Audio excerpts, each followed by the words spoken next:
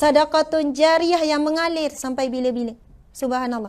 Orang perempuan pula, suami kita susah, hutang banyak contohnya. Bang, tak apa, saya settle semua hutang awak. Oh, dapat macam ni kan. Subhanallah. Isteri dia menyumbang pada suami, rezeki dia memang luar biasa. Daripada yang tak disangka-sangka. Samalah juga. Ni, tuan-tuan, tiba-tiba dia suka sesama dia kan. Dia pun kata nak cari live ni supaya isteri dengar. Sebab apa Nabi sebut ni, ini hadis yang sahih. Bagi kamu bila wanita datang bertanya, ya Rasulullah, adakah aku memberi makan kepada suami dan anak-anakku dikira sebagai sedekah? Nabi kata bagi kamu 2 sedekah. Sedekatun jariyah, sedekatun karam. InsyaAllah. Semua itu akan jadi jariyah yang mengalir pahalanya. Yang kedua Nabi sebut, al-ilmu yuntafa'u bi, ilmu yang bermanfaat. Yang ketiga, wawaladun salih an yad'ulah, ahli keluarga yang boleh tolong kita.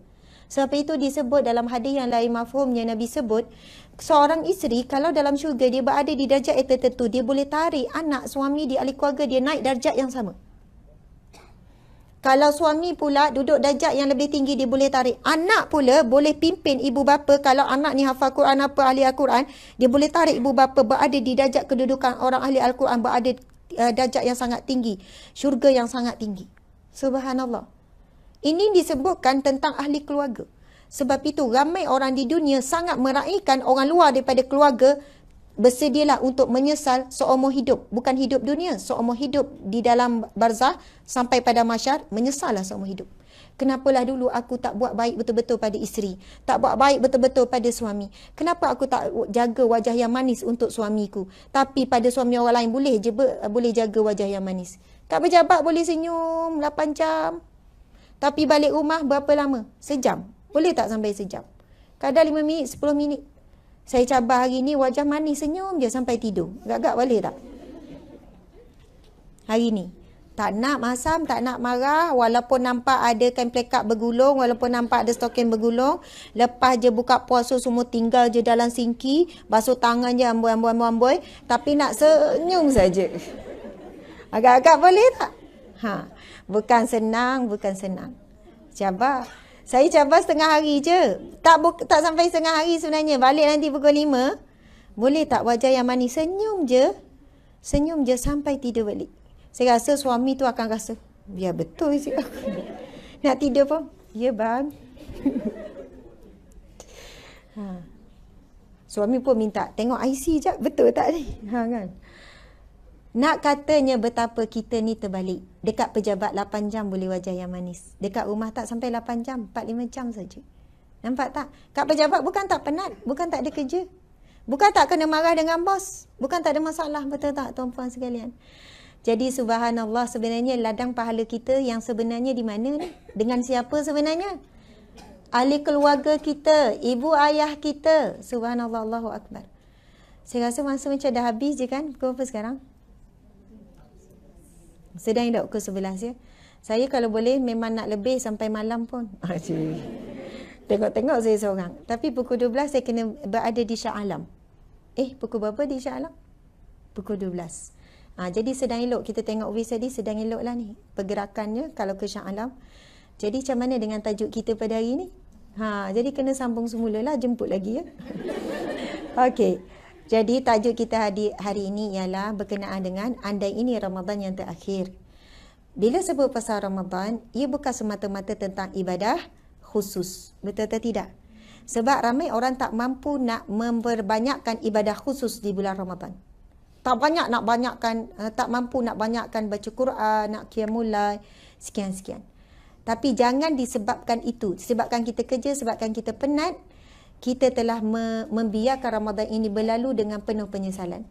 Siapa yang mungkin bulan Ramadan ini, dia dapat apa? Dia jadi isteri yang lebih baik, suami lebih baik, ibu bapa lebih baik. Subhanallah. Itu sangat baik. Itu sangat baik tuan-tuan puan-puan sekalian. Minta doa dengan Allah, minta dengan Allah, ya Allah bantulah aku nak jadi suami yang lebih baik.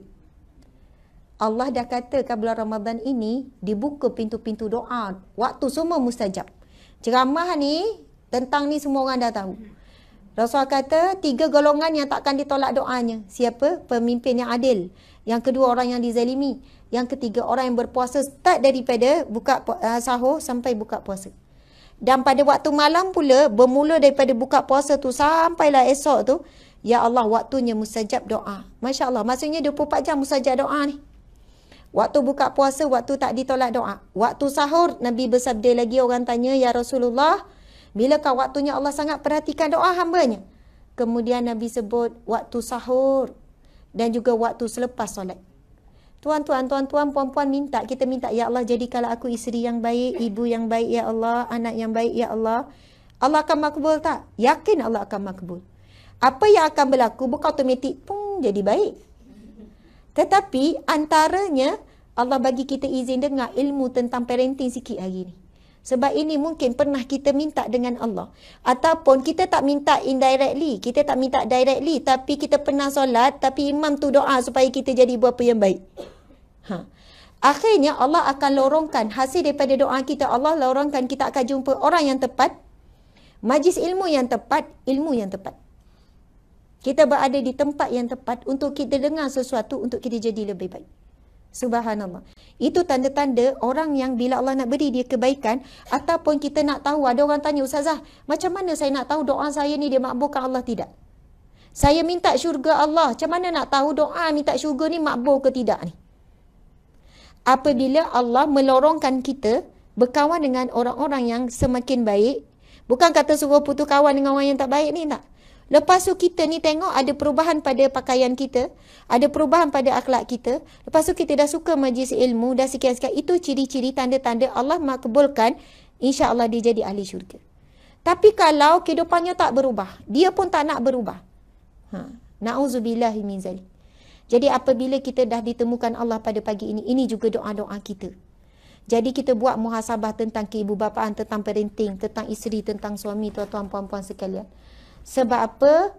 InsyaAllah inilah yang kita akan fokus juga antaranya di bulan Ramadan untuk menjadi manusia yang lebih baik kepada manusia yang terdekat dengan kita, insyaAllah. Tuan-tuan, puan-puan sekalian, saya mohon maaf salah dan silap. Mungkin ada terkasar bahasa dan sebagainya. Saya ucap terima kasih kepada semua. InsyaAllah mudah-mudahan Ramadan ini kita dapat jaminan apa sebagaimana hadis Nabi SAW. Nabi bersabda, "Iza jaa Ramadan futihat abwabul jannah." Akan dibuka pintu syurga.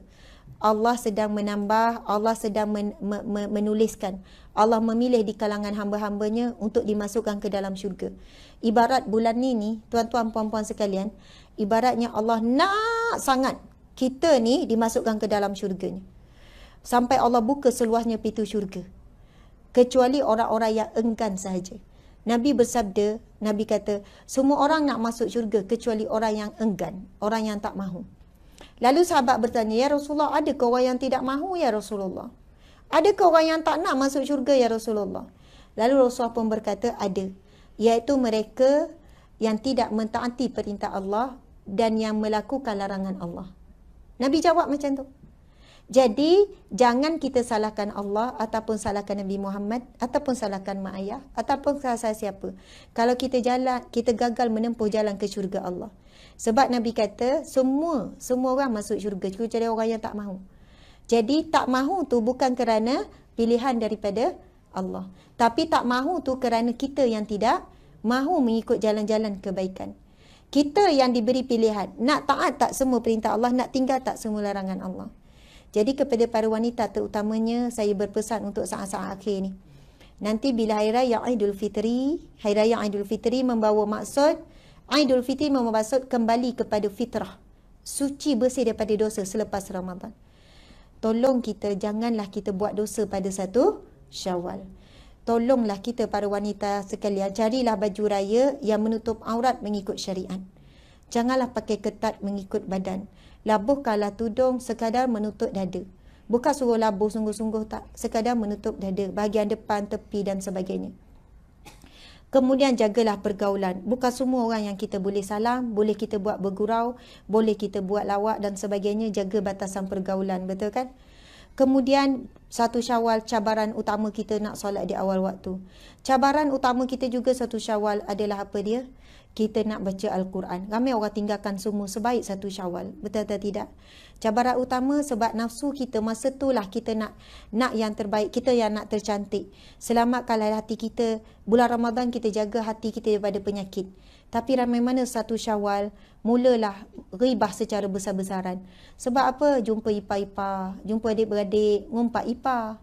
Jumpa kawan-kawan lama, ngumpat kawan-kawan yang tak datang. Subhanallah, betul tak ni? Cabaran yang sangat hebat, peringatan dari ikhlas daripada saya untuk diri saya juga. Orang lelaki anda lebih berat. Macam mana anda nak pastikan anak perempuan anda, isteri anda berpakaian menutup aurat di bulan Syawal nanti? Bagaimana anda nak jadi lelaki sebenar, suami yang sebenar, nak jaga batasan pergaulan. Kadang salam semua orang atas dasar satu hari raya nak minta maaf. Betul tak? Subhanallah. Caranya sebenarnya dah boleh buat daripada sekarang. Cari tazkirah yang tentang batasan bersalam sekarang. Bukan esok akhir raya. Bukan akhir raya baru cakap, tak boleh salam. Orang tu akan kecil hati. Tapi share sekarang ni. Dalam grup family dan sebagainya. Saya ni nak berkongsi, nanti kita dah tak buat lah raya ya. Salam dengan ipar-ipar dan sebagainya. Aurat sama dengan ipar-ipar dan sebagainya. Allahu Akbar. Sebab apa? Nak mengetahui sama ada Ramadan kita diterima atau tidak oleh Allah. Diterima tak syurga? Maksudnya kita mintakan syurga Allah dan juga itu kominanar, perbiasaan api neraka. Nak tahu diterima atau tidak doa kita, tengok 1 Syawal tu. Kalau 1 Syawal buat maksiat, na'udzubillah, kita tergolong di kalangan apa? Hadis Nabi SAW. Kam min sha'imin, betapa ramai orang berpuasa. Laisa lahu min siyami, tak dapat apa-apa daripada puasa. Tak dapat syurga, tak dapat bebas api neraka, tak dapat rahmat Allah, tak dapat ghufira lahu ma taqaddama min zambi, tak dapat pengampunan daripada pengampunan dosa-dosa yang lalu, kecuali Nabi kata lapar dan dahaga tu je dapat. Pahala tak dapat, semua tak dapat. Kita nak tahu macam mana 1 Syawal kita, 2 Syawal seterusnya. Kalau kita jadi hamba Allah yang lebih baik, insya-Allah itu petanda Ramadan kita diterima oleh Allah Subhanahu Wa Taala. Sekian, terima kasih daripada saya. Wabillahi taufiq wal hidayah. Assalamualaikum warahmatullahi wabarakatuh.